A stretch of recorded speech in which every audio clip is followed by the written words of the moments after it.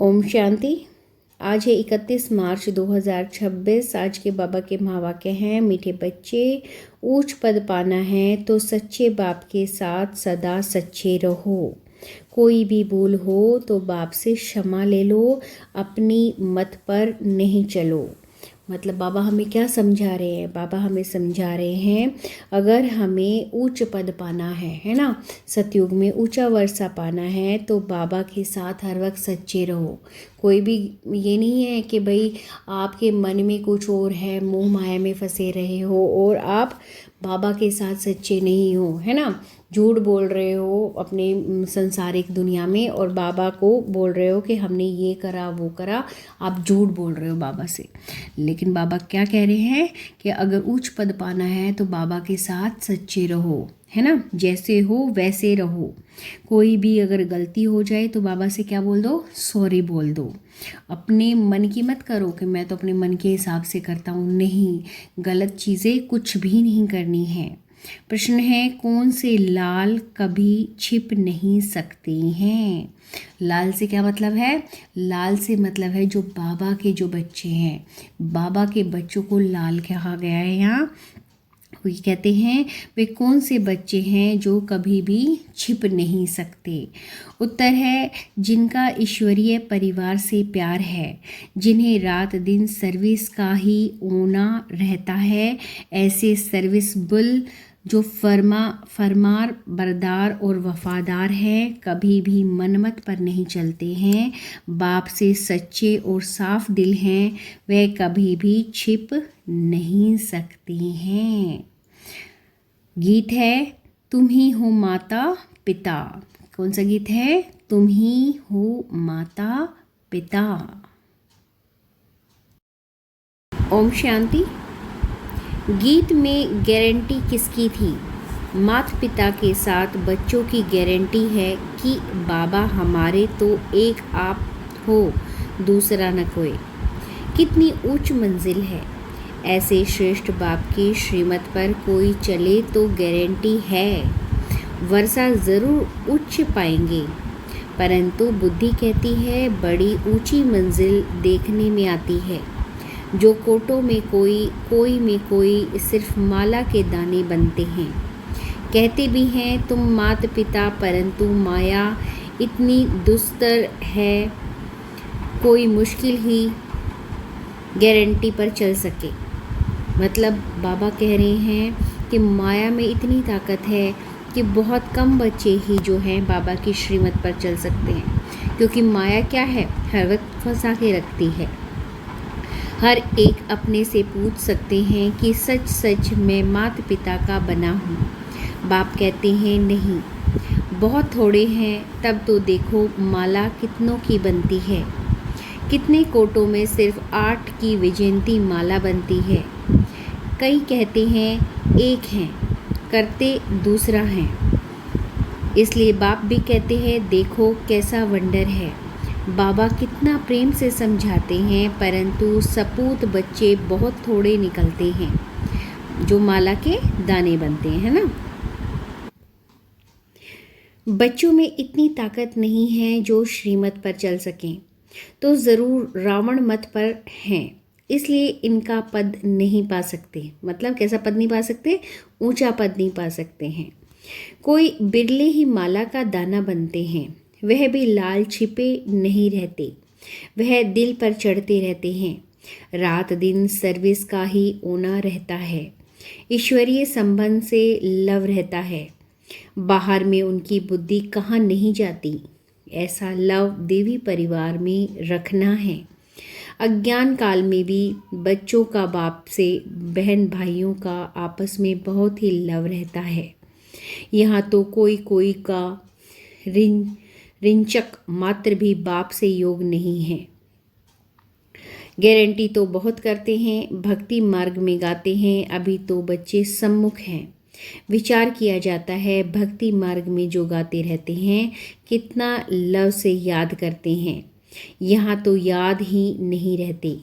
बाबा का बनने से माया दुश्मन बन पड़ती है। बुद्धि बाहर चली जाती है तो माया अच्छा ही गिरा देती है। वह खुद नहीं समझते कि हम जो कुछ करते हैं वह गिरने के लिए ही करते हैं। अपनी मत पर गिरते रहते हैं। उनको पता ही नहीं पड़ता कि हम क्या कर रहे हैं। कुछ तो खामियां बच्चों में है ना। कहते हैं करते दूसरा है, नहीं तो बाप से वर्षा कितना उच्च मिलता है। सच्चाई से कितना बाप की सर्विस में लग जाना चाहिए, परंतु माया कितनी दुस्तर है। कोटों में कोई बाप को पूरा पहचानते हैं। बाप कहते हैं कल्प कल्प ऐसे ही होता है।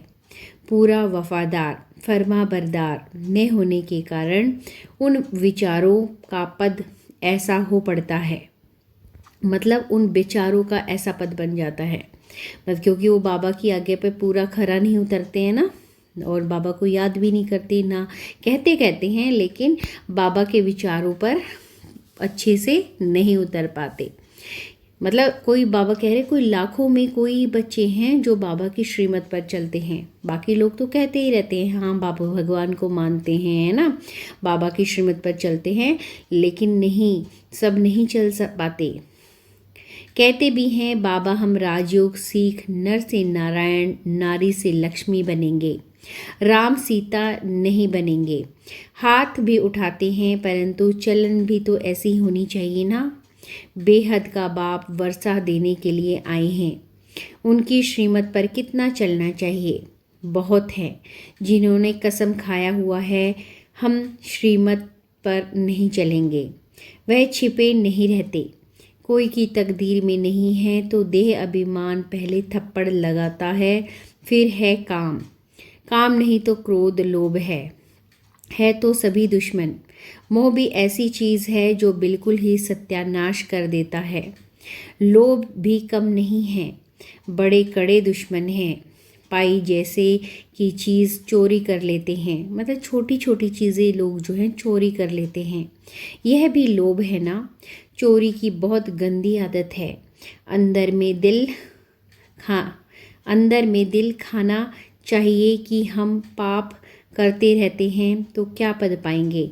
मतलब हमें अंदर ही अंदर ये पता होना चाहिए कि अगर हम कोई भी पाप करते हैं, है ना, कुछ भी करते हैं, तो हमें क्या हुई ऊंचा पद पाएंगे सतयुग में।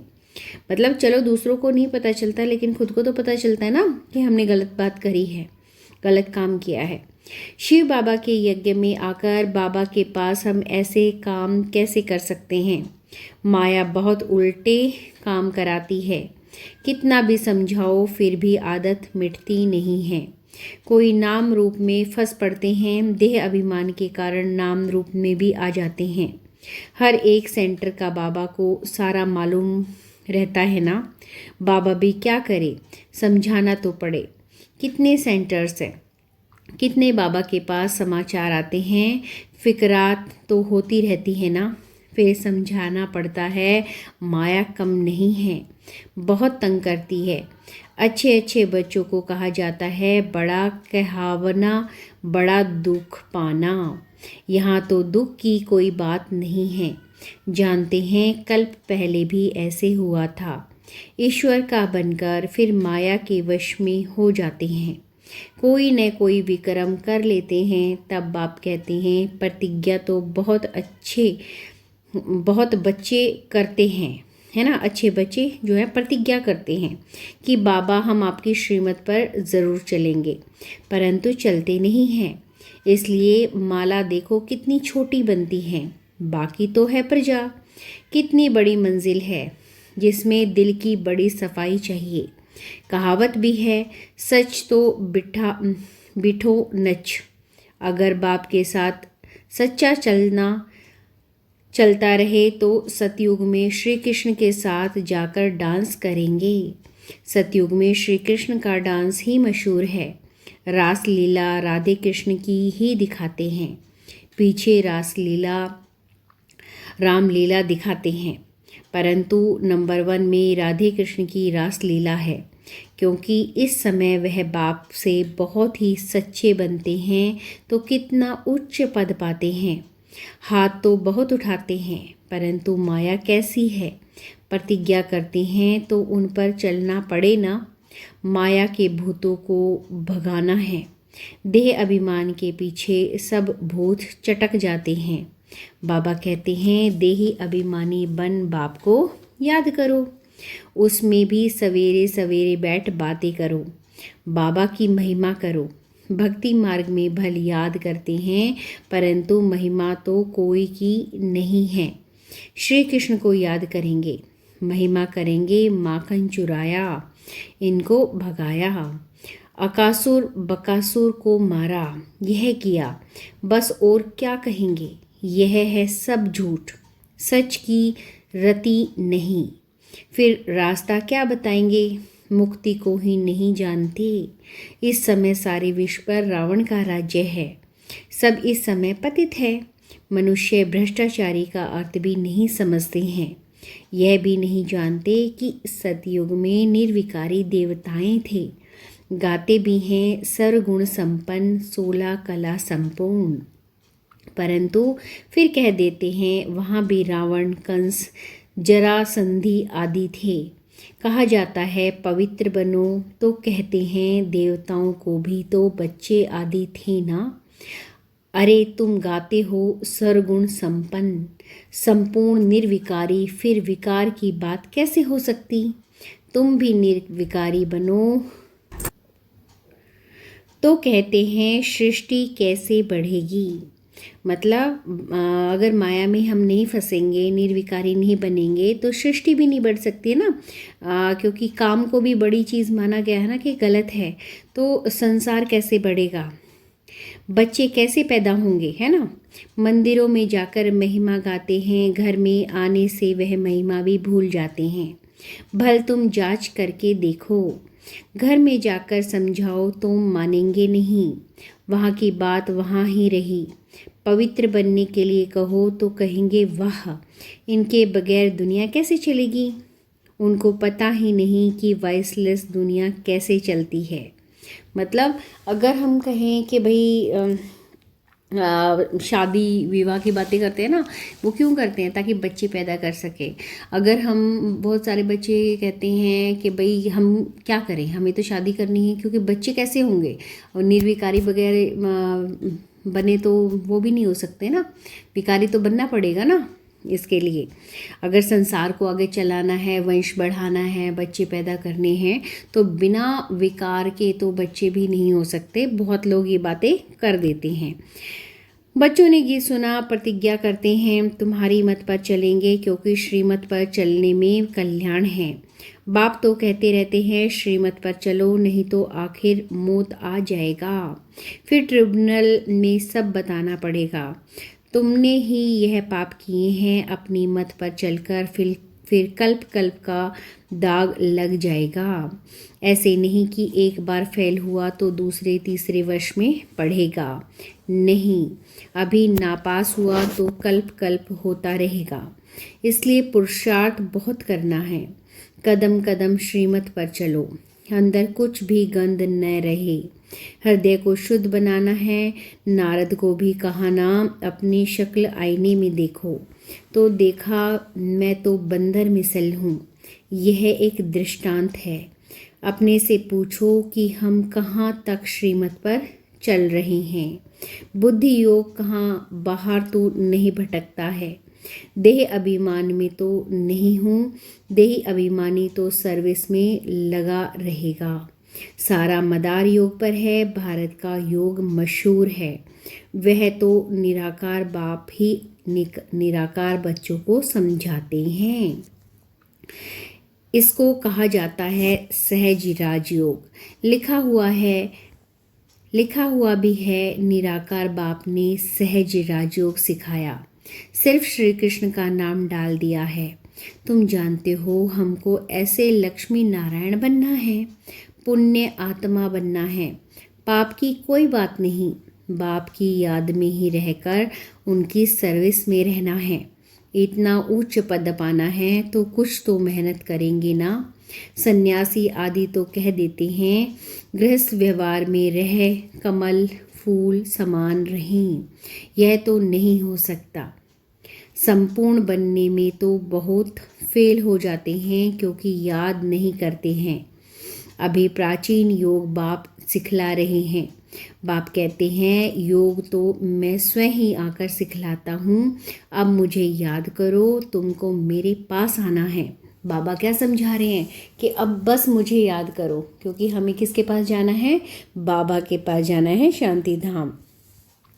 यह है याद की यात्रा, तुम्हारा स्वीट साइलेंस होम वह है। यह भी जानते हैं कि हम ही बाप से पूरा वर्षा पाएंगे। तो बाप बार बार समझाते हैं प्रतिज्ञा पर पूरे रहो। भूल हो जाती है तो बाप से क्षमा लेनी चाहिए। मतलब हमें बाबा से कुछ भी नहीं छुपाना, सब कुछ सच सच बताना है। अगर कोई गलती भी हो जाए ना तो बाबा को ज़रूर बताना है और क्षमा मांगनी है, मतलब सॉरी बोलना है बाबा को। देखो यह बच्चा क्षमा लेने के लिए खास बाबा के पास एक दिन के लिए आया है। थोड़ी भूल हुई है तो भागा है, क्योंकि दिल को खाता है तो समझा सम्मुख जाकर बाबा को सुनाएं कितना बाप के प्रति रिगार्ड है। बहुत बच्चे हैं जो इनसे भी जास्ती विक्रम करते हैं, पता भी नहीं पड़ता। हम तो कहते हैं वह बच्चा बड़ा अच्छा है, थोड़ी सी भूल की क्षमा लेने आया है। बाबा का हमेशा कहना है कि भूल बताकर क्षमा ले लो, नहीं तो वह पाप वृद्धि को पाते रहेंगे, फिर गिर पड़ेंगे। मुख्य योग से ही बच सकेंगे। जिस योग की बहुत कमी है, ज्ञान तो बहुत सहज है। यह तो जैसे एक कहानी है कि आज से 5000 वर्ष पहले किसका राज्य था, कैसे राज्य किया, कितना समय किया, फिर राज्य करते करते कैसे विकारों में फंसे। मतलब कैसे सतयुग से कलयुग में आते आते जो आत्मा की जो स्थिति है ऊंच से नीच हो गई है ना। हम जो 5 जो विकार थे, काम क्रोध लोभ मोह अहंकार, जो हमारी आत्मा जो थी जिसमें बहुत उच्च थी, वो कलयुग आते आते हम उन सारे विकारों में बुरी तरीके से फंस गए, है ना। हमारी आत्मा जो है पूरी तरीके से कलयुगी हो गई। कोई ने चढ़ाई नहीं की, चढ़ाई तो बाद में जब वेश्य बने तब हुई है। उन्हों से तो रावण ने राज्य छीना, फिर तुम रावण पर जीत पाकर राज्य लेते हो। यह भी किसकी बुद्धि में मुश्किल बैठता है। तुम्हें बाप से पूरा वफादार फरमाबरदार होकर रहना है। अज्ञान काल में भी कोई वफादार फरमादार होते हैं, कोई नौकर भी बड़े ईमानदार होते हैं। लाखों रुपए पड़े रहते, कभी एक भी उठाएंगे नहीं। कहते हैं सेठ जी आप चाबियां छोड़ गए थे, हम संभाल कर लिए बैठे हैं। ऐसे भी होते हैं। बाप तो बहुत अच्छी रीति समझाते रहते हैं। विवेक कहता है कि इस कारण से माला का दाना नहीं बनते हैं, फिर वहाँ जाकर दास दासियाँ बनेंगे। नहीं पढ़ने से ज़रूर यह हाल होता होगा। श्रीमत पर नहीं चलते हैं। बाप समझाते हैं तुम्हारी मंजिल सारी है योग की। माया एकदम नाक से पकड़ योग लगाने नहीं देती। योग हो तो सर्विस बहुत अच्छी करे, पापों का डर रहे। जैसे यह बच्चा तो बहुत अच्छा है, सच्चाई हो तो ऐसी अच्छे अच्छे बच्चों से इतना पद अच्छा है, अच्छे अच्छे बच्चों से इनका पद अच्छा है। और जो सर्विस करते रहते हैं वह कहाँ न कहाँ फंसे रहते हैं, कुछ भी बताते नहीं हैं, कहने से छोड़ते भी नहीं हैं। गीत में तो देखो प्रतिज्ञा करते हैं कि कुछ भी हो जाए कभी ऐसी भूल नहीं करेंगे। मूल बात है देह अभिमान की। देह अभिमान से ही भूलें होती हैं। मतलब जो बच्चे शरीर के भान में रहते हैं, शरीर के घमंड में रहते हैं, तो गलतियाँ होती ही रहती हैं। बहुत भूलें करते हैं, इसलिए सावधानी दी जाती है। बाप का काम है समझाना। न समझाए तो कहेंगे हमको कोई ने समझाया थोड़े ही। इस पर एक कहानी भी है। बाप भी कहते हैं बच्चे खबरदार रहो, नहीं तो बहुत सज़ा खानी पड़ेगी। फिर ऐसे नहीं कहना कि हमको समझाया क्यों नहीं।